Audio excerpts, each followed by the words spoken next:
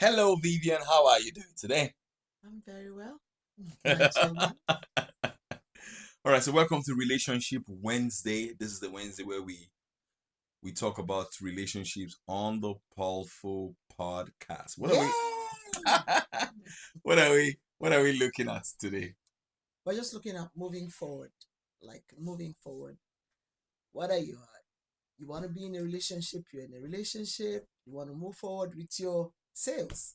Awesome, awesome. Today we'll be looking at ego. And I said that ego is the enemy, and my wife came up with something saying that ego is not the enemy. So like a debate, and then we would look at it. So maybe I'll set the ball rolling on the power of your ego. Your ego is your pride. You always try to protect that ego. As a salesperson, sometimes when you're following up on a customer, you really feel bad because sometimes these clients they ghost you, they don't answer you, they don't return your calls. How do you manage that kind of state? Like, because in relationships, those kind of things that after talking stage, after a while, the person just ghosts you and you don't know what to do. In sales, how do you manage that kind of, like position? Mm. So I'll tell you two stories. One is a client that I had done some work for, Mm-hmm. and it was meant to pay me an extra, I think, $1,000. And the client stopped returning my calls or stopped answering my calls. I felt bitter, honest to God. I felt bitter with this client, but I just prayed about it and left it. I said I can make the money back. The client will be in my WhatsApp status, but the client will not respond to any of my calls. Well, guess what? That same client gave me a lot of jobs with big money, and I'm grateful that I did not allow my ego to become insultive and spoil that relationship. Oh, just defile the thing, Yeah, yeah. just So spoil how everything. do you do that with a relationship? How do people protect their ego? Someone's asking a lady out on a date, and the guy is treating her in a funny way, or the lady is treating the guy in a funny way. How do you balance that? Sometimes while people have delay in like getting into that meaningful relationship that leads to marriage and being with the one is in the course of that journey, they've met people, Mm-hmm. right?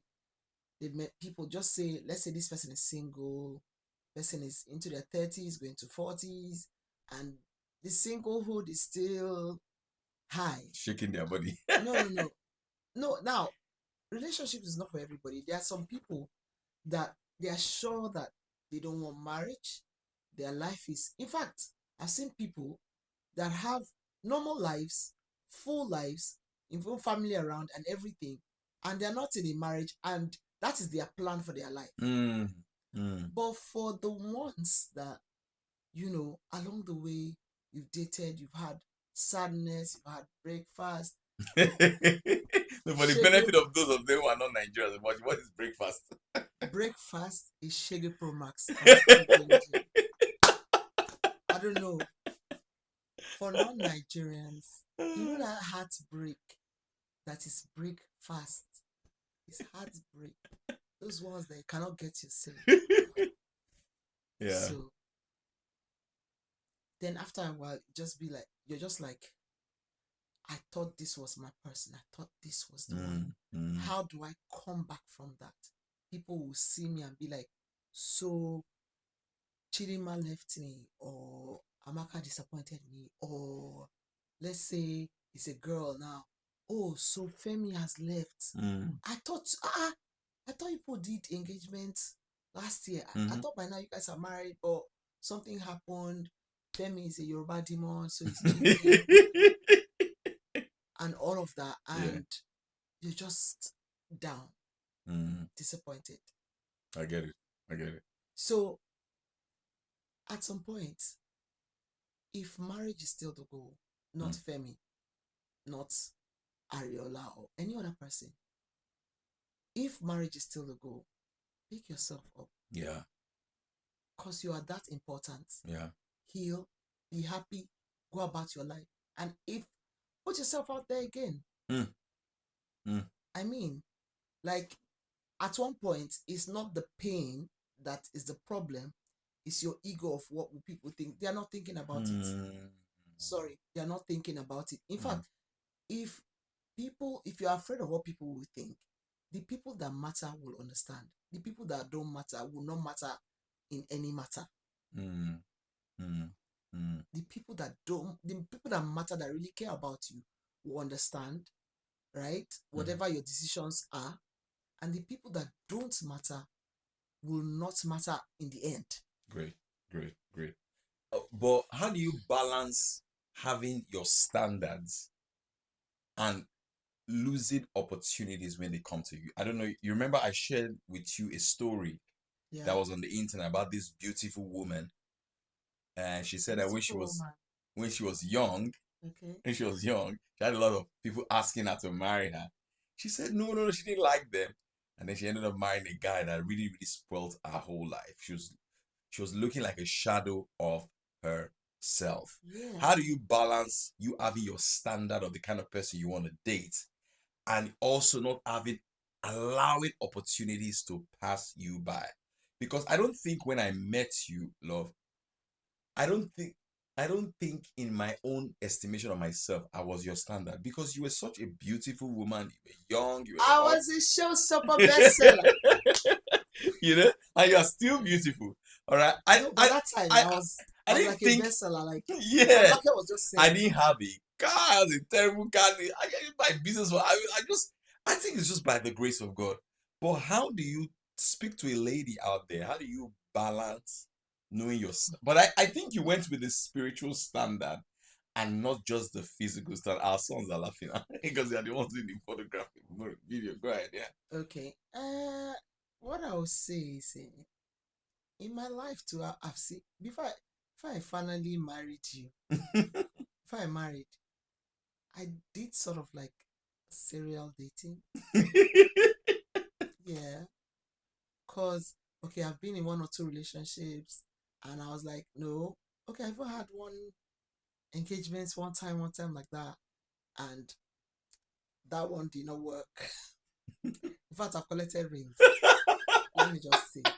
That's Before I like met, going with somebody out there. I've collected rings. My husband is the third ring I retained.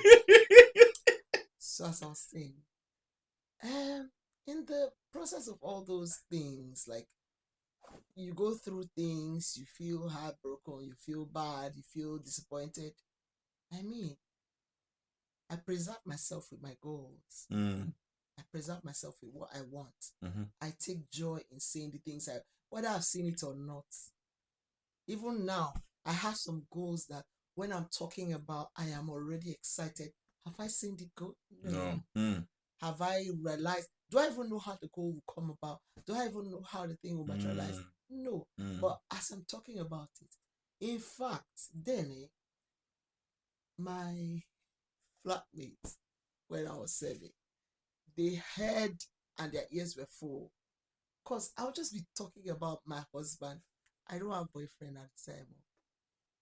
I was just talk about, like, in spite of all the dating that I've done and they not working out or something, I will talk about my husband.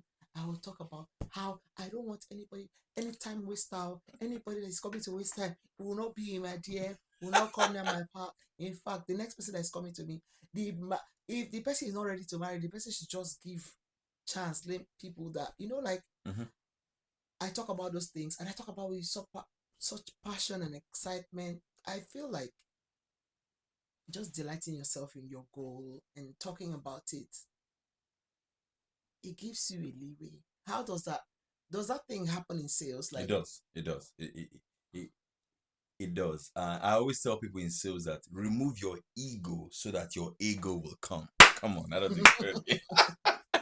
Now, for those of you who are not Nigerians, the word ego in a language in Nigeria called Igbo means money. So I'm saying that if you don't take away the ego out of the way, the sales will not come. By the way, if you've not subscribed to the channel, please click on the subscribe button. Drop a comment, share the episode like you did. The last episode was very, very good. Write a comment and tell us what you think about it. So I say to be remove because the ego has prevented a lot of people from getting a lot of opportunities. Let me just cross you there. That pride, yeah. Like, my husband is the least egotistic person that I know of. Like, he will be on a person's case and the person will just not respond. It could take a year. Mm. Mm. And you just still send the message softly. No anger, no anything, no ego, nothing. Not annoyed, nothing. Like he will just go about it like that, and you'll not be like, this thing worked out. Yes, This baby. proposal that I've been following, it has come out. Oh, this person has paid. This person has engaged myself. I'm like, oh, that was 2 years ago. So I feel like after everything, after the pain, people just, in relationship terms, after the pain, people just, it's their ego at play. Hey, I don't want to do this, so Mhm. I don't want to talk. I don't want to. Mhm. I don't want. It's your ego, and while ego can prevent you from making bad decisions, in that you respect yourself, you have a standard. The balance is know where your ego should stop. Know where and when your ego should stop. Know where and when your ego, just create that balance of when your ego Mm. should, like relax while you pursue the things that you want to pursue. If I may add, I want you to see it as a game. It's called gamification. Gamify it. You want a young lady, you want her to marry, you like a guy, you want him to marry. Just say to yourself that, okay, I'm asking her out on a date. See it as a game. If I keep asking her, eventually I may get what it is that I want. By the time you trick your brain that this is a game, your ego just gets out of the way. That's what I do to deal with it in sales. I see it as a game. If I put out a piece of content, nobody comments on it, nobody likes it, it doesn't produce any sale or any meeting, I say to myself, this is a game. How can I improve the game? Because if I play the game right, I'll get exactly what it is that I want. What do you think? Yeah, that in relationship is just a bit different, because sometimes the goal is a meaningful relationship. It might not necessarily be a person, so that you don't go and visit on one person and get into I even in like sales. what you just said. It's not it's not I a like that person. distinction, yeah. So while you're waiting for that one client, You're looking for other clients. you're Wow. pursuing your life. I like that. I like that. So you don't fix it, because even if God told somebody to marry you and the person refuses, you cannot force the person, right? Even if God instructed somebody, people disobey God on a regular, like daily. It's a norm all around the world. So if that person is not working out, your ego or your self-respect that you have for yourself can come into play and be like, okay, so But- many fishes in the sea. Great. But another thing that we must pass on to the people is that the ego doesn't mean that you should not have your standards. Yeah. It doesn't mean that if anybody That's where violates the that balance- standard, it's That's not where going to the work. balance comes in. Great. You've got to have your standards, white, bright lines written on the floor. That once somebody crosses this standard, I ain't going to talk to you, bro. I ain't going to talk to you, sis. You get me? So have your standards and your values. All right. And sometimes ask yourself this question: in what way can I live that standard, or in what way can I live that value? Vivian, what were some of your standards, and how do you tell women to ensure that they stick to that standard? Even if they don't get in, that they will attract a man or a woman that typifies that standard. Okay, one of the things I just want to say before I get into that is sometimes people are talking down on their own miracle, their own blessing. Like sometimes I ask young women that I work with, or people I work with, men and women, and you find people like talk about what you want, be free, be excited about what you envision in your mind, the kind of relationship you're hoping to have. And you find people often starting with what they don't like. Oh, this and this is a red flag. I'm like, yes, you know what a red flag is. You know what your boundaries are. You know what you don't want. But how does that translate to what you want? Come on now. First of all, it's like you've built a wall, and those walls, they're supposed to protect you, but right now they're obstacles. You're always seeing things in the red when they can actually be clear for you to see. I like that. Right? You just build up this defense mechanism. Oh, I don't want this. I don't want this. I don't want this. The language is, I want this. This is what I'm looking at. This is like you're talking about it with energy, with passion, with conviction. the more convinced you are of the things that you believe, the more possibility. See, man not scarce, woman not even scarce. Marriage is not scarce. It's just that ignorance, that gap. Yeah, it's that gap. I was working with somebody, and the person was like, I am tired. I'm like, you can't get here and give up. If you feel hurt by this breakup, relax, rest your head. You go again. Yes, you go again. Oh The goal is goodness. not that person, so you don't give. Oh my you God, I don't like give- that. you The don't goal give- is not that person. You don't just give that person that right to just hold you back like that. Oh, I'm tired. I'm in pain. I know we're humans. It happens to the best of us. We're expecting something. We're praying about something. The thing has not materialized. You feel hot. You feel like God is not answering you. Relax. But in that place of relaxing, no negative language. No bringing beating yourself up. Just relax, take a break, and move. I like that. I like that. We were talking before we recorded. Do that as we wrap up. Is that when you have now entered the relationship, remove your ego. I thought that was brilliant. What we're talking about today. Yes. As far as I've entered, because when you're with your wife or your husband, you shouldn't have any ego again. I live to serve this guy. Yeah. And he serves me, and we're in a service relationship. Yeah. There's no ego between us. It's called naked and not Yes. ashamed. Yes. Every day, I wake up with ideas on how and prayers on how to be the best wife in the world. Yeah. And let me give you one hack before we go on building that, becoming the best version of yourself to your partner, to your wife. Your listen is, I journal. That one works for me.